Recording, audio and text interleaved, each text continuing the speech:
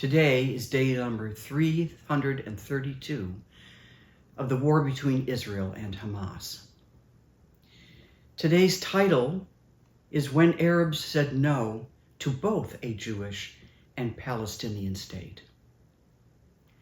What I find very troubling today is the misinformation that Americans, mainline Christian students, the Western world believes about Israel, the negative things it believes about Israel.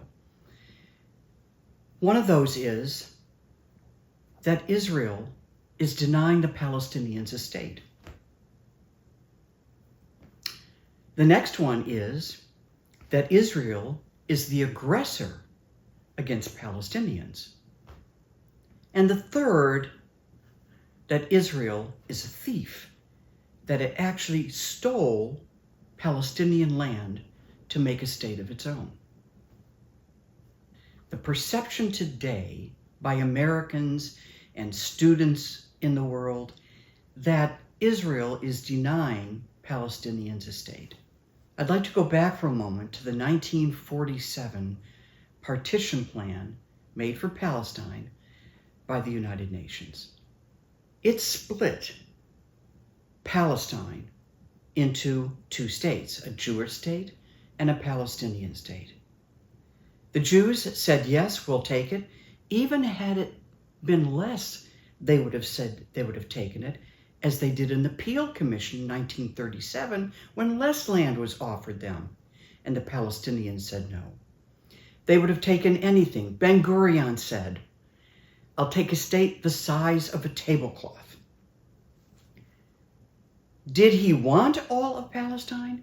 Absolutely. And Palestinians wanted all of Palestine too. Israel said yes, and had the Palestinians said yes, there'd be two states. There'd be a Jewish state and a Palestinian state. Today, there wouldn't have been all the successive wars and conflicts and violence and terrorism that continues 76 years later. Point number 2. Israel is the aggressor. That's the perception that Americans and students and mainline Christians have today, that Israel is the aggressor against the Palestinians.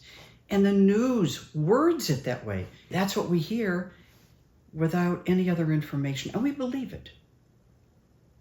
Israel is the aggressor. Let's go back again to 1948, when Israel said yes to a Palestinian state, yes to a Jewish state. And who attacked Israel? Arabs.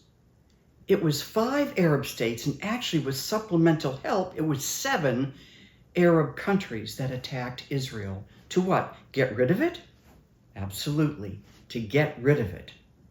But what's an interesting thing to note that is really quite unknown is that if the Arab countries had succeeded in erasing Israel, there still would not be a Palestinian state. They all attacked, but Syria, Jordan, and Egypt are the ones who said amongst themselves, and they knew it, and it's historical, that if they won the war, Syria wanted this part of Palestine, and Jordan wanted this part of Palestine, and Egypt wanted the southern part of Palestine, and there would have been no Palestinian state at all, and today, no Palestinian identity.